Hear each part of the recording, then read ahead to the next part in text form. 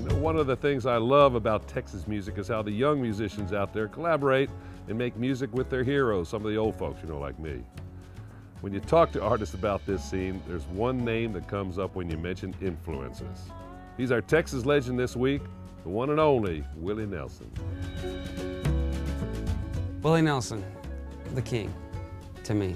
Done every kind of music in every way, and he's fearless and an amazing songwriter and an inspiration. Willie Nelson, man, I see Willie as the godfather of Texas music. You know, he's the king of it, you know.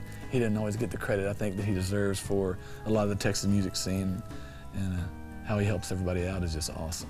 Willie Nelson to me is just, he's like our uncle, everybody's uncle, and it's more than that because there's a certain delivery that he's able to have that nobody else can do. It's a silence and a softness to it that grabs you right where you live.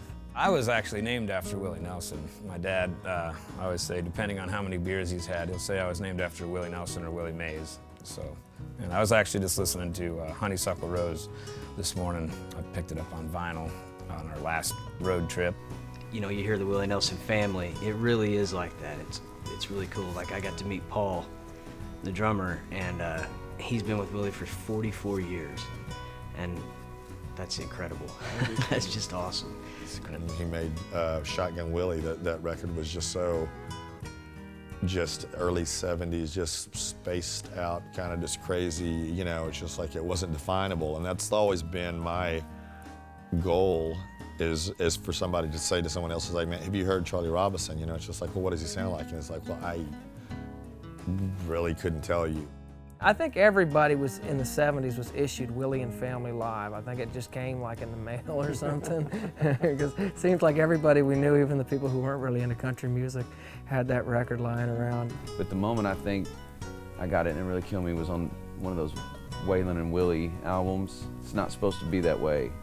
On that album, something about that when I was 16 years old, 17. You know, when you don't know what rips your guts out yet, because you never really had them ripped out yet. And I remember hearing that and it ripping my guts out and just thinking. Well, when you think of Texas music, also, you know, you got to think of Willie Nelson, and Willie was one of those guys that he cared about writing the best song he could, and that came across. You know, here was this guy who was just, you know, incredible charisma, but you know, he'd written these songs that were just like,